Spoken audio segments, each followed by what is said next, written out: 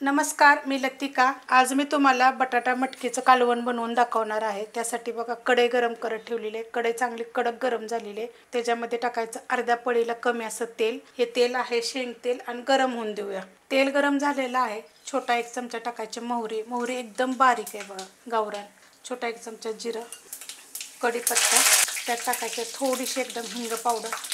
त्यात टाकणार एक मिडियम आकाराचा कांदा। कांदा आपण चांगला भाजून घेऊया। कांदा बघा मस्त असा भाजला गेलेला आहे। त्याच्यामध्ये टाकायची आपल्याला थोडीशी हळद, मिक्स करून घेते। त्याच्यामध्ये टाकणार आहे लसूण, खोबरं, आलं कुटून घेतलेलं आहे। त्याच्याबरोबर थोडीशी कोथिंबीर मिक्स करून घेऊया।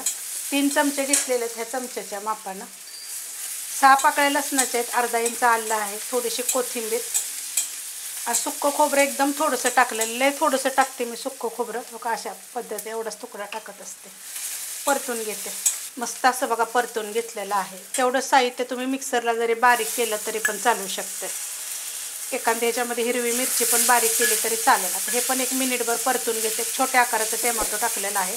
मस्त असं बघा परतून घेतलेलं आहे। जेवढं होता होईल एवढं चांगलं परतून घ्यायचं। आता ह्याच्यामध्ये टाकायचं आपल्याला चवीप्रमाणे मीठ आणि कांदा लसूण मसाला 1 चमचा घेतलेला आहे। तुमच्या तिखटाप्रमाणे घेतला तरी चालेल आणि जो तुमच्याकडे आहे तो मसाला जरी टाकला तरी चालेल। पहिले ह्या मसाल्याला आपण परतून थोडंसं घेतलं की मग ह्याच्यामध्ये मटकी टाकायचे। तर मटकी किती आहे 150 ते 200 ग्रॅम मटकी आहे। 150 ग्रॅमच असेल, कारण आपलं घरचीच मटकी आपली असं बांधून ठेवलेली आहे। त्याचं काय वजन वगैरे केलं नाही। आता ह्याचा गॅस आहे मीडियम आणि 2 मिनटं परतून घ्यायचं या मसाल्यामध्ये मटकीला चांगलं। मस्त असं बघा 2 मिनटं मीडियम गॅसवर मी चांगलं परतून घेतलेलं आहे। तुम्ही जर मिरची पावडर वापरत असाल तर मग त्यात जिरे धने पावडर, थोडा गरम मसाला वगैरे सुद्धा तुम्ही टाकू शकता। आता ह्याच्यामध्ये टाकणार आहे बघा 2 चमचे शेंगदाण्याचं कूट भाजून कुटून घेतलेलं आहे। नाही टाकलं तरी पण चालू शकते आणि टाकलं तरी पण चालू शकते, आवडीप्रमाणे। जर नाही आवडत तर नाही टाकलं तरी पण चालेल। आता ह्यात आपल्याला पाणी टाकायचं आहे बघ, कोमट पाणी टाकणार आहे मी।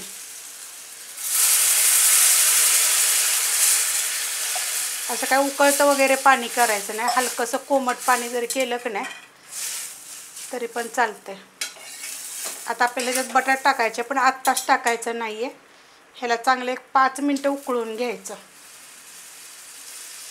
ह्या ग्लासाच्या प्रमाणे 2 ग्लास टाकलेला आहे बघा। गरम पाणी टाकलं की नाही की बघा असं लगेच उकळलं जातं। आता हे चांगलं उकळून घेते 1 5 मिनटं, नंतर आपण बटाटा टाकूया।